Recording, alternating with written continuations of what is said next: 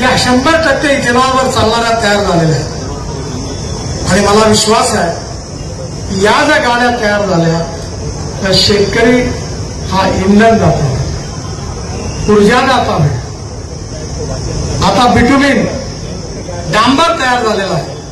तो कूलर इकडे सरकत नाही, हा कूलर इकडे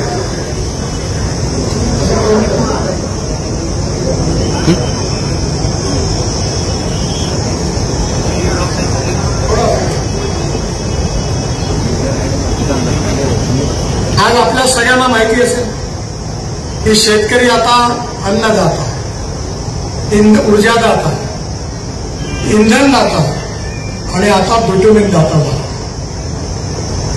आता आपण विमानं पण चालवणार आहे आणि म्हणून माझी आपल्या सगळ्यांना विनंती आहे की आपल्याला शेतीची धोरणं बदलावी लागतील। शेतकऱ्याला समृद्ध संपन्न करावं लागेल आणि ते जर करायचं असेल तर मोदी सरकारने ही धोरणं आणलेली आहे।